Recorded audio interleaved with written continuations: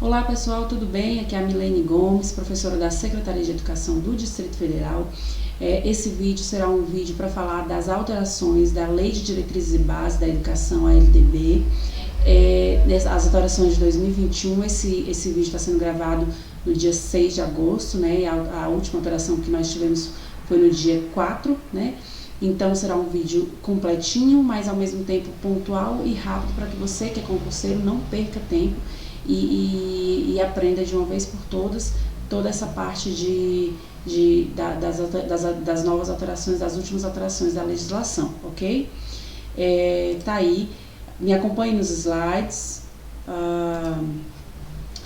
Tá aqui o meu Instagram, se você quiser me seguir, sempre tenho postado novidades lá na área de educação. Então, se você quiser me seguir, tá aí, Prof. Milene Gomes, podem me seguir, que eu vou ter o maior prazer de ter vocês lá com meus colegas, ok?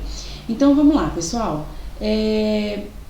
Eu vou entrar aqui, na verdade, esse vídeo seria para falar das últimas alterações da LDB, que foi agora em agosto de 2021. Mas como o artigo 26 também teve uma alteração em julho, 10 de junho, teve uma alteração 10 de junho, o artigo 26, então eu trouxe também para que o vídeo ficasse bem completo para você. Então, de 2021 até agosto, as alterações que nós temos é essa primeira do artigo 26, que fala sobre os currículos, né, e que antes falava somente da violência contra a criança e o adolescente. E agora, no mês de junho, acrescentou a mulher, né?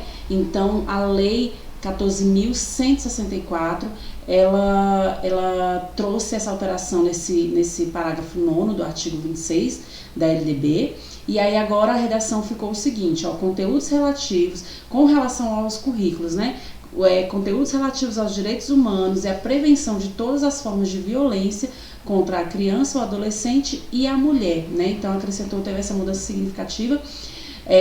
Então, os conteúdos relativos a esses direitos serão incluídos como temas transversais nos currículos de que trata o caput deste artigo, observadas as diretrizes da legislação correspondente e a produção e distribuição de material didático adequado a cada nível de ensino. Então, foi essa alteração do artigo 26, tá? E lembrando que também essa lei trouxe para as escolas a semana de combate à violência contra a mulher. Então, em março, todo mês de março agora de todos os anos, né, a partir de 2021 agora, a partir da lei, vai ter essa semana de combate à violência contra a mulher nas escolas. E é uma alteração bem bacana que nós há muito tempo precisávamos, né? Apesar de todas as leis rígidas aí com relação à violência contra a mulher, preciso que nas escolas também tenham todo essa conscientização, né?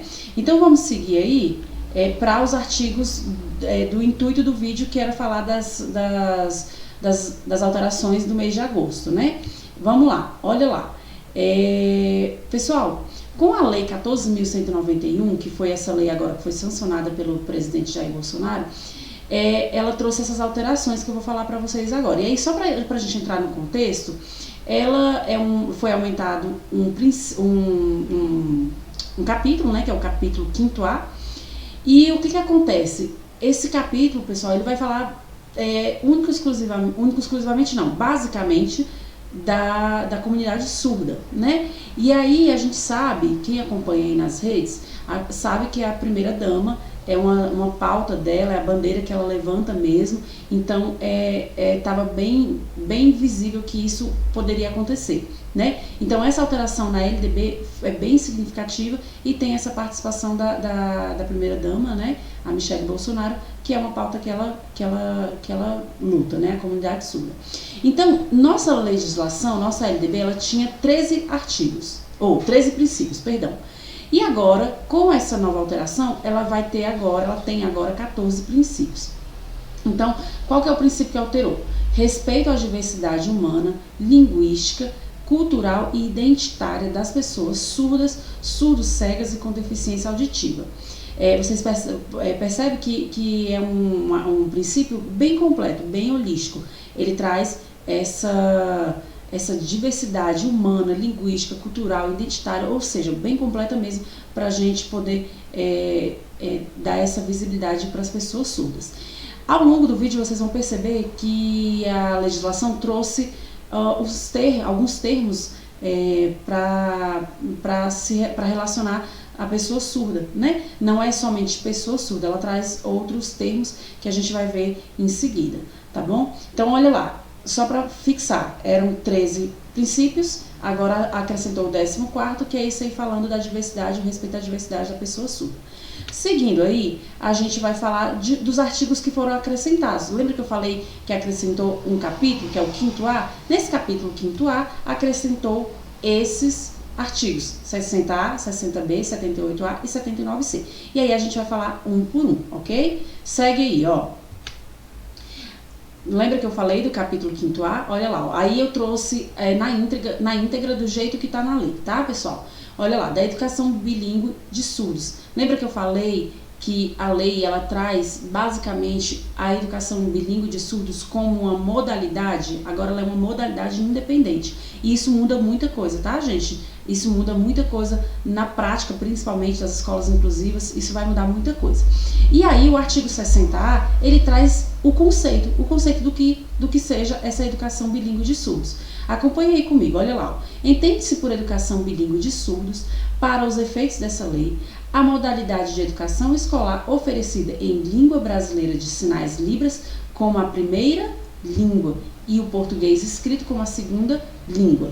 Então veja bem, pessoal, olha só. O que a lei traz? A lei traz que o aluno surdo, ele tem o direito de escolher onde ele vai estudar. Nós vamos ver isso mais pra frente, mas ele vai ter o direito de escolher o aluno que já responde por si ou a família, né, que responde pelo aluno quando criança. Então, o que vai acontecer? A família ou o estudante vai poder escolher onde estudar. Se ele vai estudar numa escola bilíngue de surdos, numa classe bilíngue de surdo, numa escola comum ou em polos de educação bilíngue de surdo. Ela vai ter essa autonomia de escolher, tá? E aí, quando ela escolhe, ela decide se ela quer que o aluno tenha a aula de ensino, né? A educação de ensino e de interação oferecida em que língua? Na Libras, né? A língua brasileira de sinais. E em segunda língua, a língua português escrita. Isso já acontece, inclusive, com os índios, né? A gente sabe que, para respeitar a língua materna dos índios, eles têm esse direito também. Então, agora, os surdos também vão poder escolher, tá? Então, olha lá, ó. Aqui, ó, como segunda língua em escolas bilíngues de surdo, classes bilíngues de surdos, escolas comuns ou em polos de educação bilíngue de surdos. Para educandos surdos, lembra que eu falei das nomenclaturas? Olha lá, ó, para educandos surdos, surdos cegos, com deficiência auditiva sinalizantes, surdo com altas habilidades ou superdotação ou com outras deficiências associadas. Ou seja, qualquer deficiência ligada à surdez entra nesse rol aqui, porque no final ele coloca ou com outras deficiências associadas, ok? Aí olha lá, optantes pela modalidade de educação bilíngue de surdos. Então, se o aluno ou a família escolheu a modalidade de educação bilíngue de surdos, ele vai escolher aonde ele quer, como ele quer estudar ou aonde ele quer estudar e ter a aula em Libras, que é o mais importante, né? A gente sempre é a favor da inclusão. Então, vamos seguir aí, ó.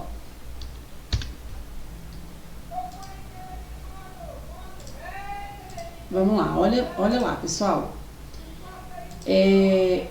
Aí o parágrafo primeiro, ele vai dizer o seguinte, ó. Haverá, quando necessário, serviços de apoio educacional especializado, como atendimento educacional especializado bilíngue para atender às especificidades linguísticas dos estudantes surdos. Eu até coloquei aí, não tá na íntegra, tá? Eu coloquei esse EAA aí para vocês perceberem o seguinte, ó. Esse EAA, para quem já estuda, ou para quem já trabalha em escola, quem está como temporário, que já estuda, que já trabalha em escola, sabe que essa equipe é aquela equipe que dá todo o suporte para os alunos TGD, superdotado, né? Lembra a sala de recurso? É ela. E aí o que acontece? A lei traz que esse aluno surdo também vai ter esse atendimento especializado, só que ela diz quando necessário. A gente sabe que na prática, com certeza, eles vão precisar, né? É bem óbvio. Mas Na legislação ele diz só que quando necessário, tá? Mas aí lembrando, esse atendimento educacional especializado tem que ser o quê? Bilíngue, de forma que o aluno seja inclusivo em sua totalidade, tá? Temos que ter os professores que têm essa formação bilíngue, ok? Para atender essas especificidades do estudante surdo. Olha lá, o parágrafo 2º ele vai dizer o seguinte, aí prestem atenção nisso daqui, olha, a oferta de educação bilíngue de surdos terá início ao 0 ano na educação infantil e se estenderá ao longo da vida.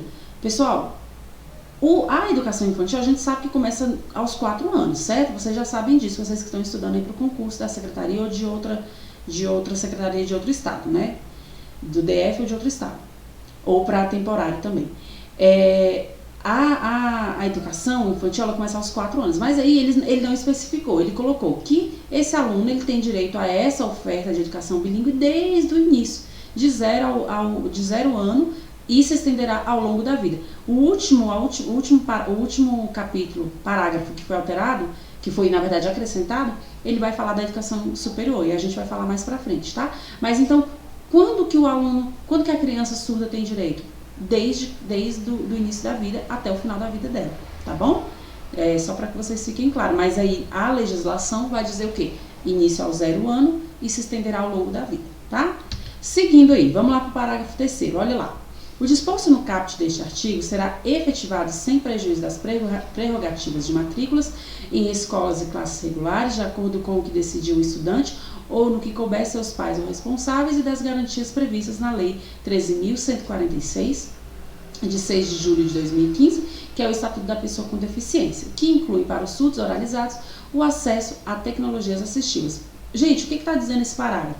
Ele está dizendo o seguinte, que quando o aluno ou a família escolher onde essa criança vai estudar, ela não vai ter prejuízo nenhum dos direitos e garantias que ele já tem lá na lei, no Estatuto da Pessoa com Deficiência, tá? Então, onde quer que ele estude, ele vai continuar com os mesmos direitos que ele já tem lá no Estatuto da Pessoa com Deficiência, tá? É isso que o parágrafo quer dizer. Seguindo aí, ó, agora vamos lá para o artigo 60b.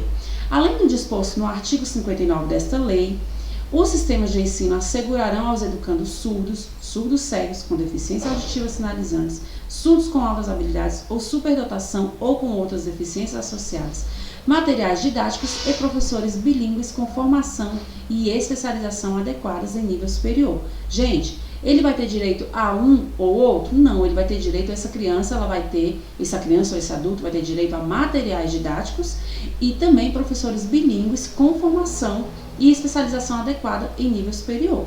Esse artigo 59 da lei, se você está estudando para concurso, você vai lembrar, mas se você ainda está encaminhando para os seus estudos, eu vou relembrar você. O artigo 59, ele vai falar de todos aqueles direitos dos alunos, dos educandos com deficiência, com superdotação, com altas habilidades, com transtornos globais de desenvolvimento, TGD. Lembra desse artigo que traz todo o rol de direitos dessas pessoas? Currículos,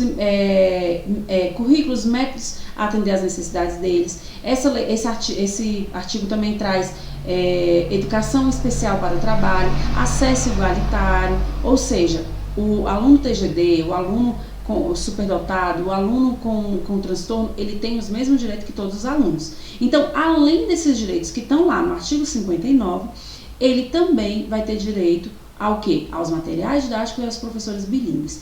E aí, aqui ele estava dizendo o seguinte, professores bilíngues com formação e especialização adequadas em nível superior. Todo professor tem que ter nível superior, pelo menos aqui no Distrito Federal, né? Já é batido isso, todo professor tem que ter um nível superior.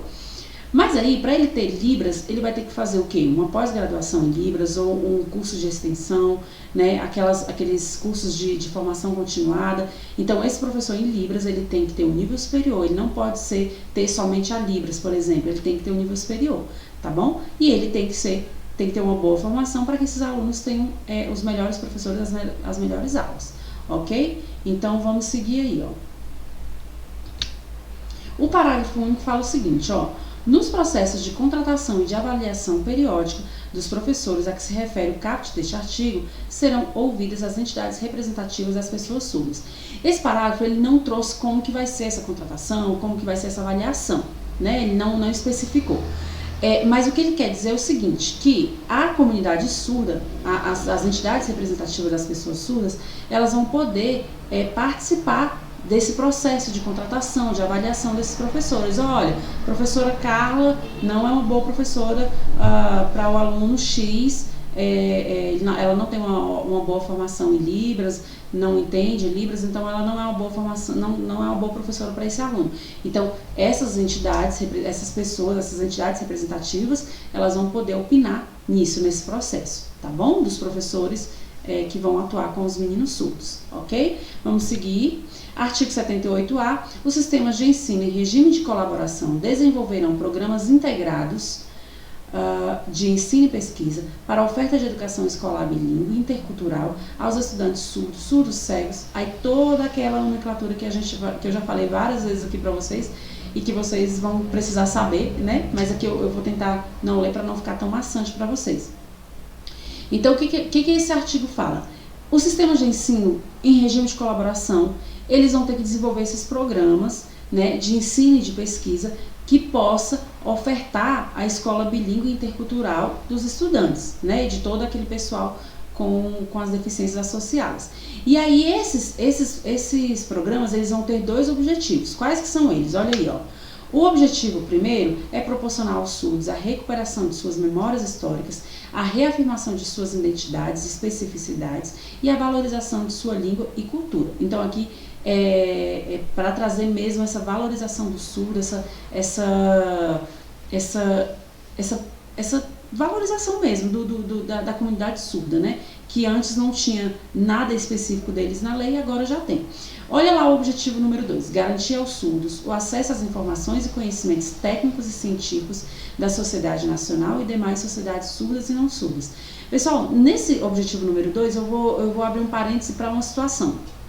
Não sei se vocês têm percebido que nos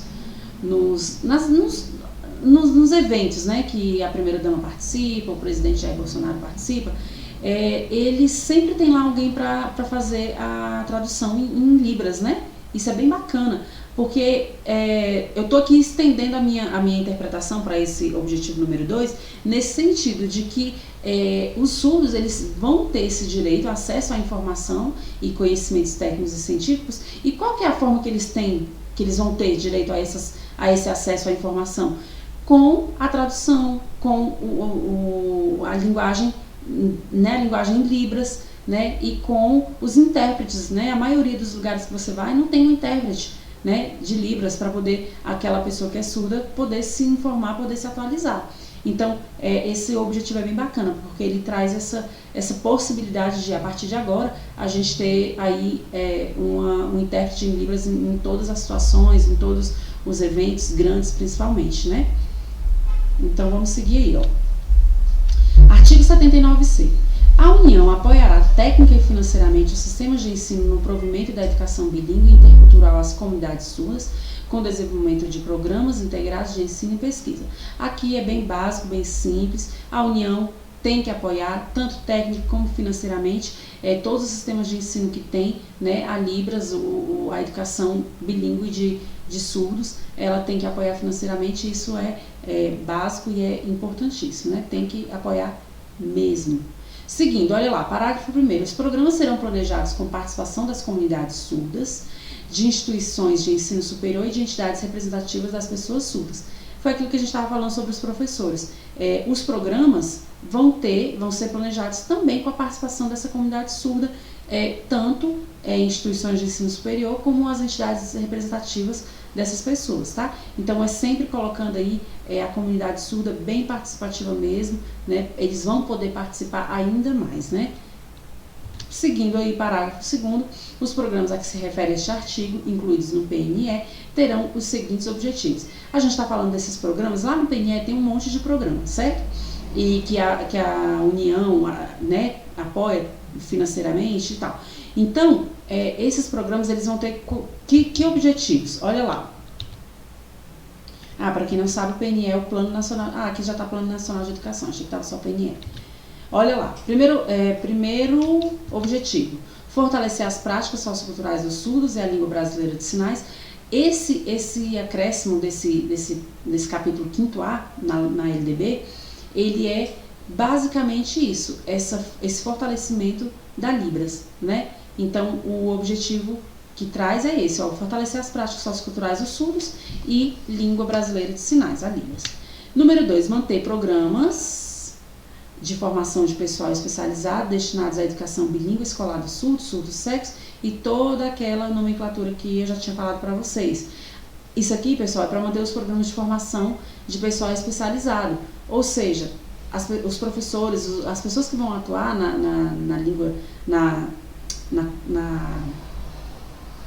língua de sinais, né, na modalidade, elas precisam estar com conhecimento, elas precisam ter formação pessoal continuada, especializada, né? Então a educação bilíngue escolar, ela precisa estar bem amparada com profissionais bons, então precisa ter programas de formação de pessoal, formação continuada para esse grupo de professores que vão atuar, né?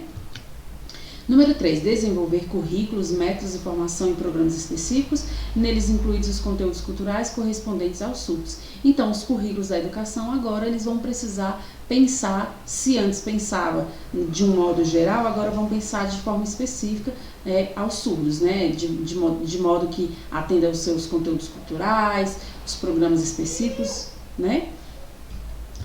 Número 4, elaborar e publicar sistematicamente material didático bilíngue específico e diferenciado. Esses programas precisam se atentar a isso, elaborar e publicar ele não fala todos os dias, mas ele fala sistematicamente, né? Então esses programas têm que elaborar e publicar esse material didático específico para a turma, para a comunidade surda, né? A gente sabe que eles têm as suas especificidades. E aí vamos lá para o último parágrafo, que é o parágrafo 3º, que fala da educação superior, que eu tinha comentado com vocês lá no início. Lembra? A educação escolar bilíngue, ela é uma oferta do 0 ano ao final da vida. Então isso inclui o quê? A educação superior, tá? Então olha aí, ó, na educação superior, sem prejuízo de outras ações, o atendimento aos estudantes surdos, surdos cegos e toda a nomenclatura que vocês já conhecem, né? Então, assim, na educação superior efetivar-se-á mediante a oferta de ensino bilíngue e de assistência estudantil, assim como de estímulo à pesquisa e desenvolvimento de programas especiais. Ou seja, na educação superior, as faculdades, as universidades vão ter que ofertar os cursos ensino bilíngue e também assistência estudantil também para esses alunos. Ou seja, tem que ter uma inclusão completa, né? Inclusive na educação superior, tá joia? Então, pessoal, esse foi até aí, né, no parágrafo 3º, e aí eu montei aqui 3 questões pra gente, só pra gente ver mais ou menos como que as bancas poderiam cobrar essas alterações, tá? Foi uma questão que eu mesmo fiz, pra gente poder ver se a gente consegue fixar algumas coisas, porque a gente sabe que o erro é pedagógico, né? A gente aprende muito com eles. Então, olha lá, ó, com relação aos currículos e conforme a literalidade da lei, se você não sabe o que é literalidade, provavelmente vocês saibam, mas eu vou falar para quem ainda está no início dos estudos. A literalidade é quando é a lei na íntegra, sem mudar, sem alterar nenhuma vírgula, nenhum parágrafo. Então, quando a questão perguntar a literalidade da lei, tem que estar exatamente do jeito que está escrito na lei, tá?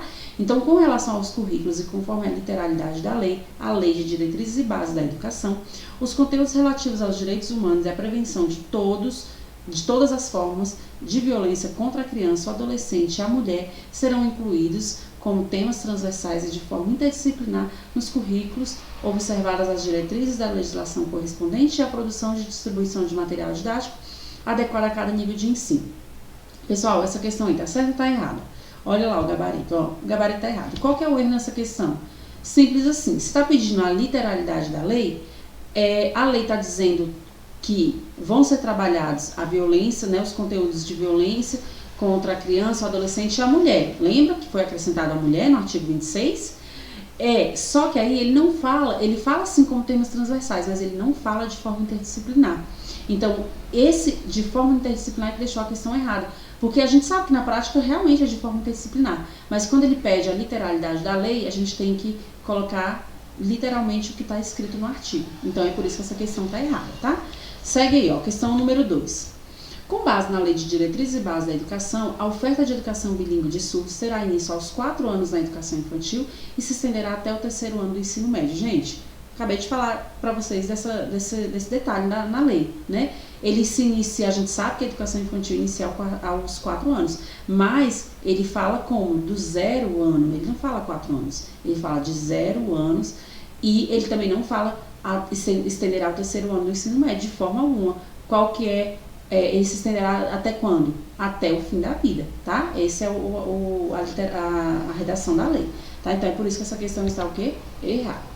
Vamos lá para a última questão, olha lá. Os sistemas de ensino assegurarão aos educandos surdos, surdos cegos com deficiência auditiva sinalizante, surdos com altas habilidades ou superdotação ou com outras deficiências associadas, materiais didáticos ou professores bilíngues com formação e especialização adequadas em nível superior.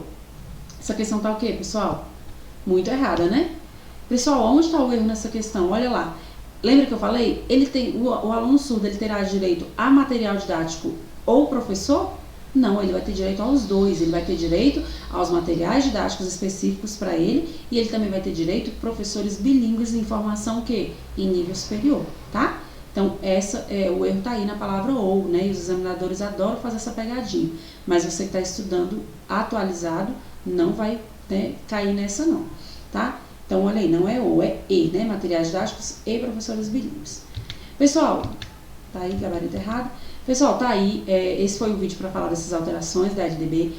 Como eu falei no início do vídeo, meu Instagram tá aí, Prof. Milene Gomes. Se você quiser me seguir, fica à vontade, vou ter o maior prazer de ter você como amigo. E eu fico por aqui, não esquece de curtir de curtir o vídeo, dar o seu joinha. E vou deixar meu e-mail na descrição do vídeo. Se você tiver alguma dúvida e quiser falar comigo, pode ir no direct do Instagram ou por e-mail que eu vou ter o maior prazer de conversar com você, ok?